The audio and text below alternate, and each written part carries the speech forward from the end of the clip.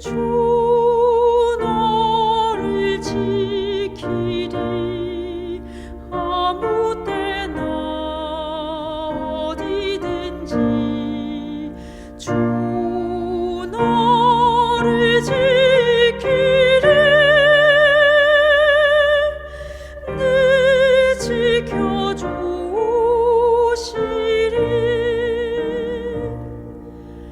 어려운 시험 당하나 주 너를 지키리. 구주의 품에 거하라. 주 너를 지키리. 주 너를 지키리. 아무 때나 어디든지 주 너를 지키리. 늘 지켜주시리.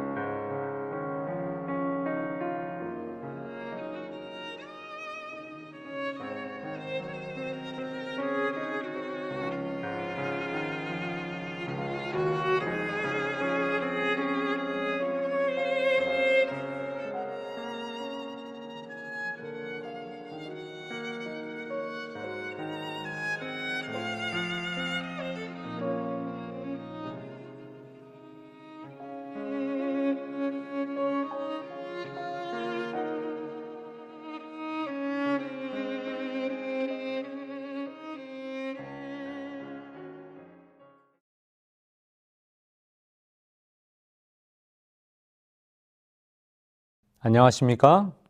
오늘도 말씀의 자리에 함께 하신 여러분을 환영합니다. 우리는 시간의 백성들입니다.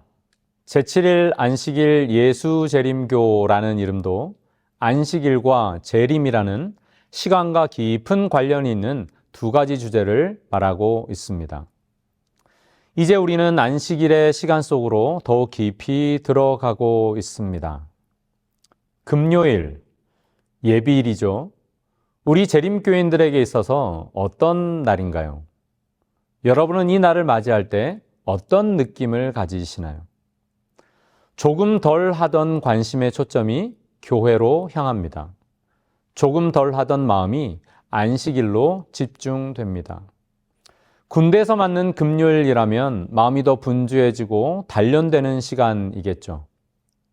숨 돌리는 날, 숨 돌리고 숨이 돌아와서 회복되는 날, 생각만 하면 갑갑해지는 게 아닌 생각만 해도 가슴 벅찬 시간이면 좋겠습니다. 2000여 년 전 갈바리 언덕에 주저앉은 여인에게 한 남자가 마음속으로 말합니다. 지금 전혀 웃을 기분이 아닌 것 잘 압니다. 누가 웃을 수 있겠습니까? 웃음 짓는 신용조차 힘들다는 것 잘 압니다. 누가 웃음 지을 수 있겠습니까? 다시 소망을 가져본다는 것이 불가능하게 느껴진다는 것 잘 압니다. 누가 이 순간 힘내라고 할 수 있겠습니까? 그 여인은 예수님의 어머니 마리아였고 이 남자는 제자 요한이었습니다. 한 어머니의 소망이 사라져 버렸습니다. 한 공동체의 지도자가 죽었습니다. 한 민족의 꿈이 물거품이 되었습니다. 그리고 하늘은 그 빛을 잃었습니다.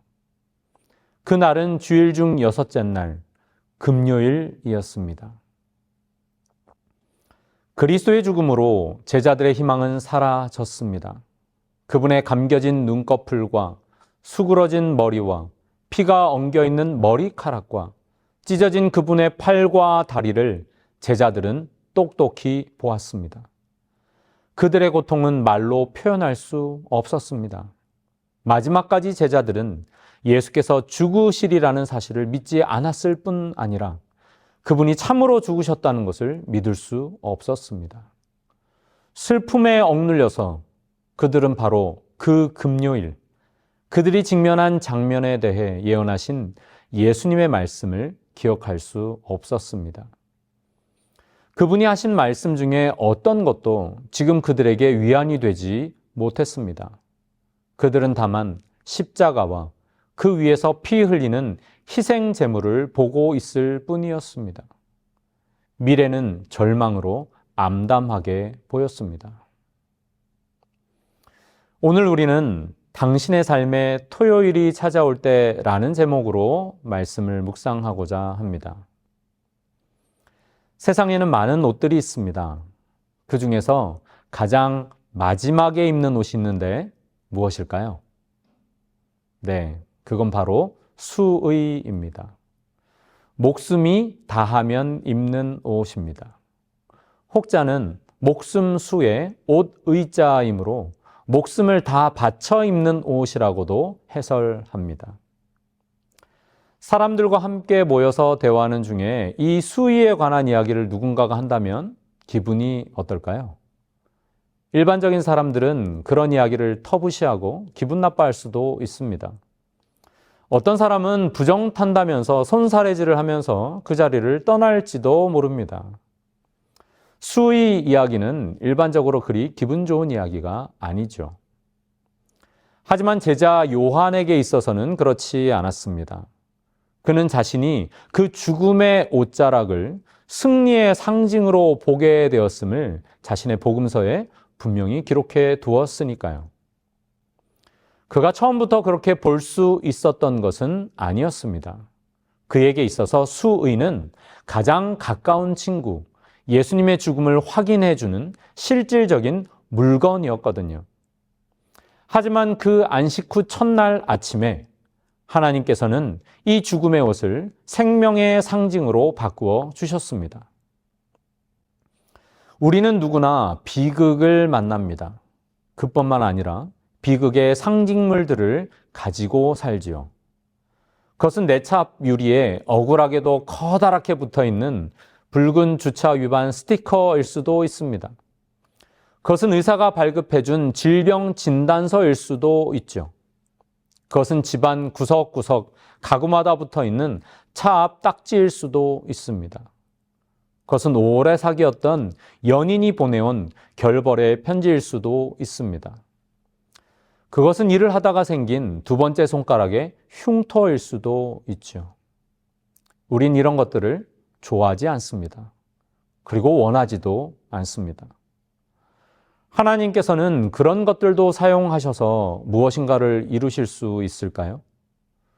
내 삶의 모든 것을 다 아시는 그분께서 그런 것들로 그것들을 다 사용하셔서 무엇인가를 하실 수 있을까요? 성경 로마서 8장 28절을 함께 찾아 읽겠습니다. 우리가 알거니와 하나님을 사랑하는 자, 곧 그 뜻대로 부르심을 입은 자들에게는 모든 것이 합력하여 선을 이루느니라. 이 말씀이 과연 어디까지 해당되는 걸까 생각해 보셨습니까? 특히 여기 모든 것이라는 표현 말입니다. 거기에는 주차 위반 스티커, 질병 진단서, 차 앞 딱지, 결별의 편지, 손가락의 흉터, 이런 것도 포함될까요? 요한은 그렇다고 답할 것입니다. 요한은 우리에게 우리가 기다리며 지켜볼 수만 있다면 하나님은 어떤 비극이라도 승리로 바꾸실 수 있다라고 말해 줍니다. 그리고 그 금요일의 이야기를 들려줄 것입니다. 요한복음 19장 38절부터 40절 말씀입니다. 아리마대 사람 요셉은 예수의 제자이나 유대인이 두려워 그것을 숨기더니 2일 후에 빌라도에게 예수의 시체를 가져가기를 구하매 빌라도가 허락하는지라. 이에 가서 예수의 시체를 가져가니라. 일찍이 예수께 밤에 찾아왔던 니고데모도 몰약과 침향 섞은 것을 100리트라쯤 가지고 온지라. 이에 예수의 시체를 가져다가 유대인의 장례 법대로 그 향품과 함께 세마포로 쌌더라. 아리마대 사람 요셉과 니고데모가 나섰습니다. 예수께서 살아계실 때는 몸을 사리던 그들이 예수님의 죽음 이후에는 발벗고 나서는 것입니다. 그들은 예수님의 시신을 거두기 위하여 왔습니다. 그들의 손에 하얀 세마포 수의를 들고 언덕을 올랐습니다. 빌라도도 허락했고 아리마대 요셉도 자신의 무덤을 내놓았습니다. 니고데모는 향품과 세마포를 가지고 왔습니다. 100리트라 정도면 왕에게나 드릴 만한 양이었습니다. 요한은 이런 자세한 것까지 기록하면서 세마포도 놓치지 않았습니다. 그것은 사실 그 금요일의 비극을 상징하는 것이었기 때문입니다. 요한에게 예수님의 죽음보다 더 큰 비극이 있었을까요?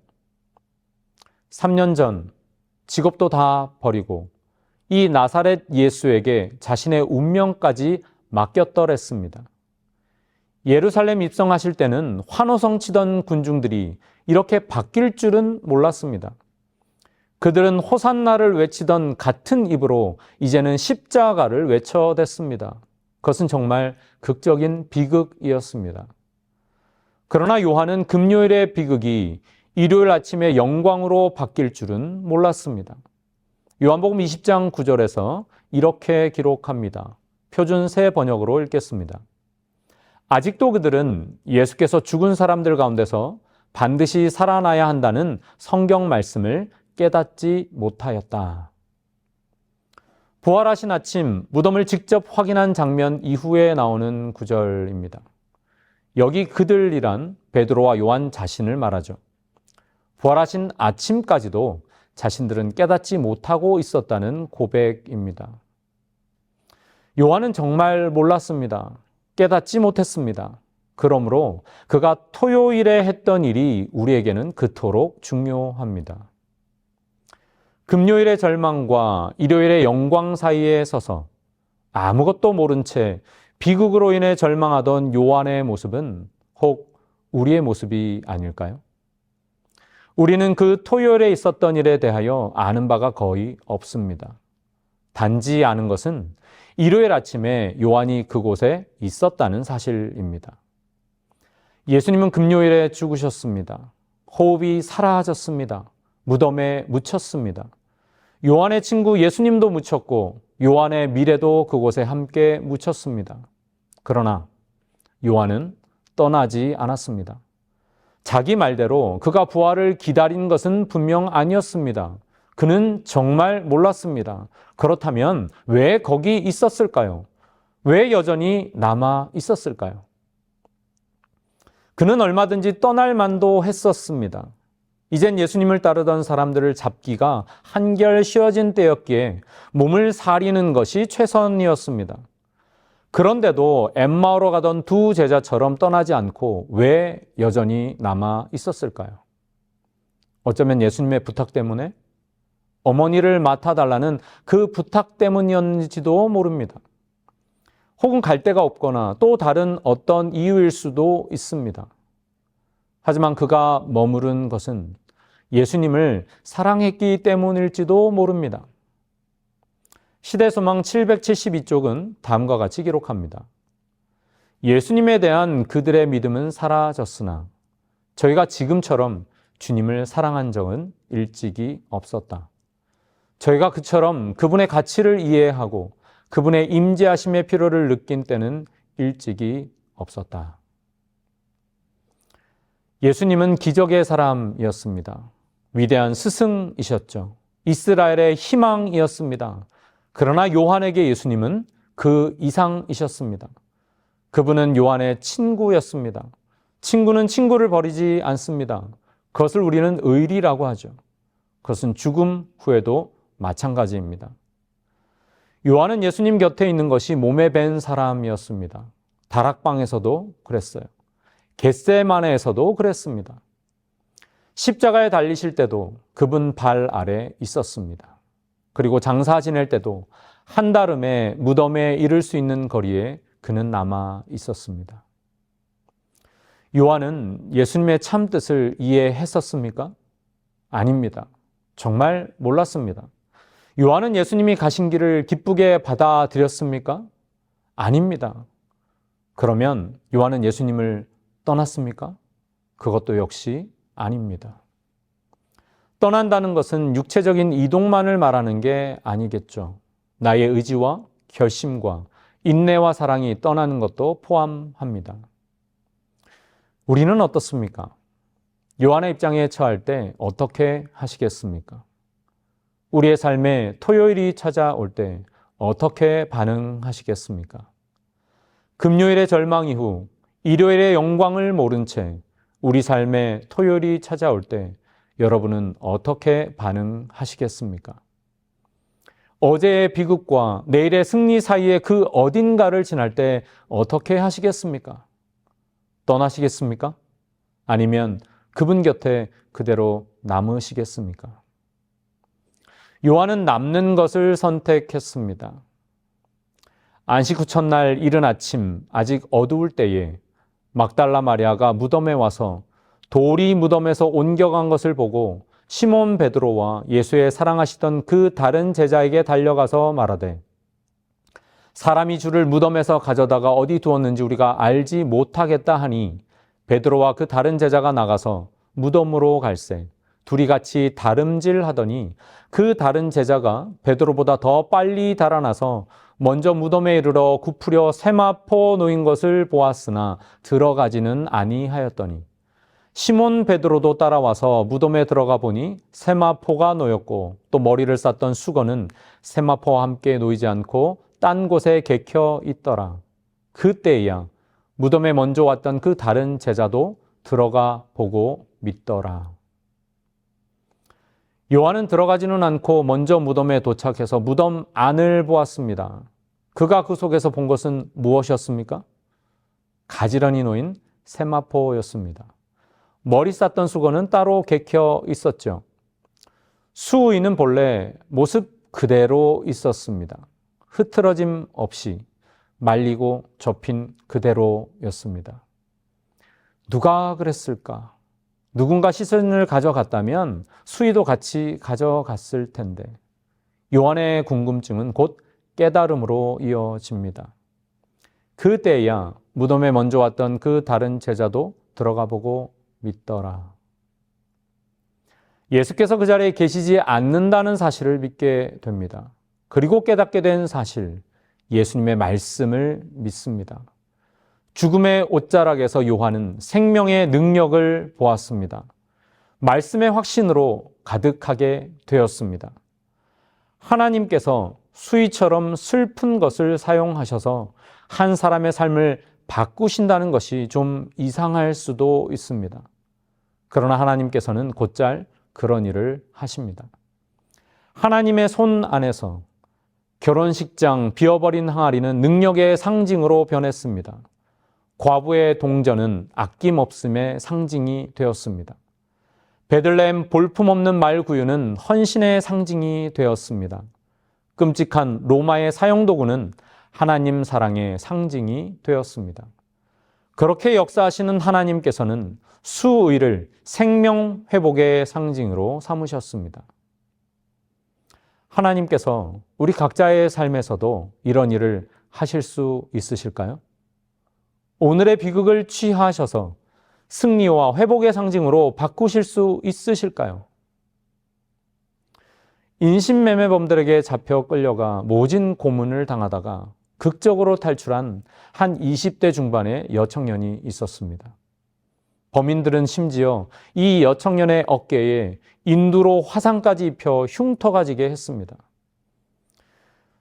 거울로 그 흉터를 볼 때마다 자기를 괴롭혔던 그들의 잔인함이 떠올랐습니다. 그들로부터 탈출은 했지만 그 악몽 같은 기억으로부터는 피하기가 힘들었습니다.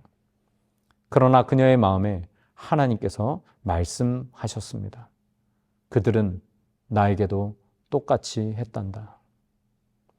이 여청년은 자신의 흉터를 이제 다르게 보기 시작했습니다. 이제 더 이상 자신의 흉터는 고통과 악몽의 상징이 아니라 예수 그리스도의 사랑, 그 희생의 은혜를 상징하는 것이 되었습니다. 이런 변화가 우리 각자에게도 일어날 수 있을까요? 요한은 그럴 수 있다고 말합니다.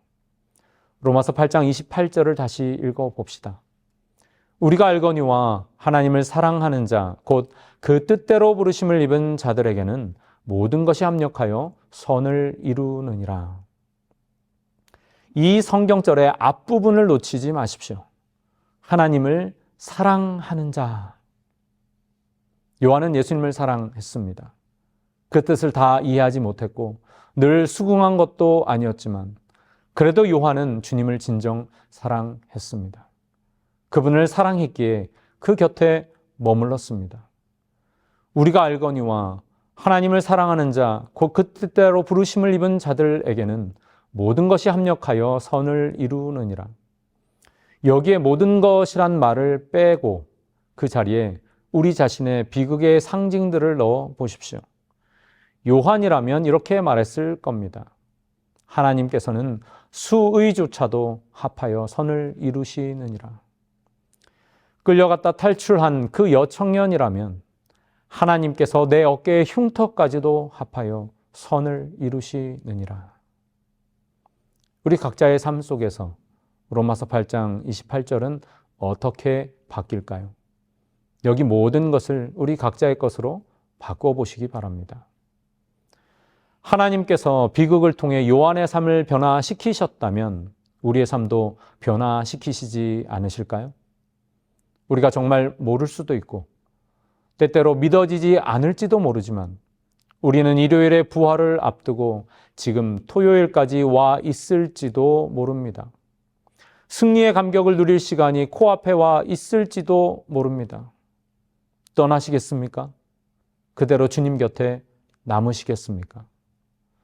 주님은 사랑으로만 가능한 사업에 우리를 부르고 계십니다. 몸은 교회 안에 있으나 마음은 떠나 있을 수 있습니다. 주님 앞에 엎드려 우리 각자의 마음을 겸비하게 합시다. 말씀을 줄이며 종교개혁자들이 사랑했던 다윗의 시, 시편 31편이 우리의 기도가 되기를 소원합니다. 탄식과 신뢰와 감사가 반복되는 이 시의 몇 구절을 제가 읽겠습니다. 여호와여, 내가 주께 피하오니 나를 영원히 부끄럽게 하지 마시고 주의 공의로 나를 건지소서. 주는 나의 반석과 산성이시니 그러므로 주의 이름을 생각하셔서 나를 인도하시고 지도하소서. 내가 주의 인자하심을 기뻐하며 즐거워할 것은 주께서 나의 고난을 보시고 환난 중에 있는 내 영혼을 아셨으며 나를 원수의 수중에 가두지 아니하셨고 내 발을 넓은 곳에 세우셨음이니이다. 여호와여, 내가 고통 중에 있사오니 내게 은혜를 베푸소서. 내가 근심 때문에 눈과 영혼과 몸이 쇠하였나이다. 여호와여, 그러하여도 나는 주께 의지하고 말하기를 주는 내 하나님이시라 하였나이다. 주의 얼굴을 주의 종에게 비추시고 주의 사랑하심으로 나를 구원하소서. 주를 두려워하는 자를 위하여 쌓아두신 은혜, 곧 주께 피하는 자를 위하여 인생 앞에 베푸신 은혜가 어찌 그리 큰지요. 여호와를 찬송할지어다. 견고한 성에서 그의 놀라운 사랑을 내게 보이셨음이로다. 내가 놀라서 말하기를 주의 목전에서 끊어졌다 하였사오나 내가 주께 부르짖을 때에 주께서 나의 간구하는 소리를 들으셨나이다. 너희 모든 성도들아 여호와를 사랑하라. 여호와께서 진실한 자를 보호하시고 교만하게 행하는 자에게 엄중히 갚으시느니라. 여호와를 바라는 너희들아 강하고 담대하라. 아멘. 우리 삶에 토요일이 찾아올 때 여전한 주님의 부르심을 따르는 그 길을 걷는 여러분 모두에게 그 어떤 것으로도 능히 선을 이루시는 하나님께서 강하고 담대하게 하시기를 축복하며 말씀을 줄이겠습니다.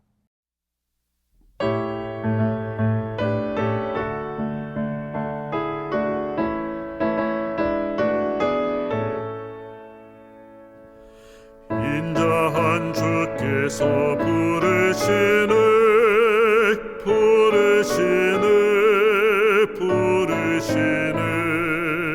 사랑의 햇빛을 왜버리고 점점 더 멀리 가나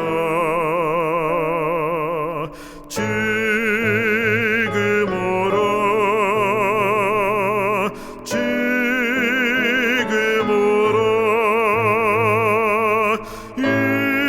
인자한 주께로 지금 건너오라 피곤한 자들아 실하시네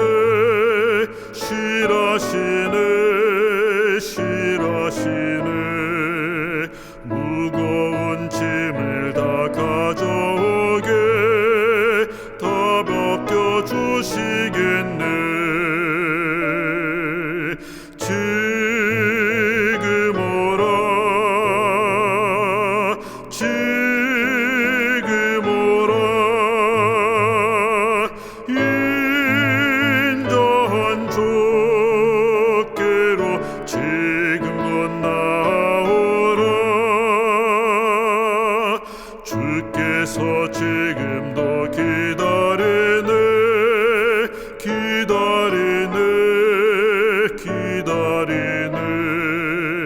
제 짐을 가지고 다 나오게 어서 주 앞에 오게 지금 오라 지금 오라 인자한 주께로 지금 건너오라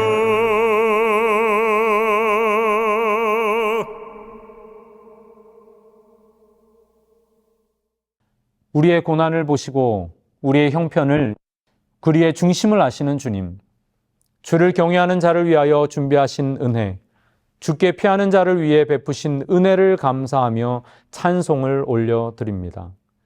금요일의 절망과 일요일의 영광 사이에서 우리 삶의 토요일이 찾아올 때 놀라며 두려움 가운데 사로잡히지 말게 하옵소서.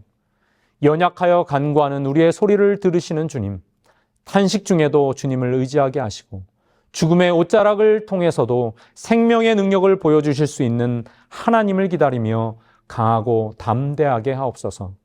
곧 오실 그날까지 성령으로 우리와 동행하시는 고마우신 예수님의 이름으로 기도드립니다. 아멘.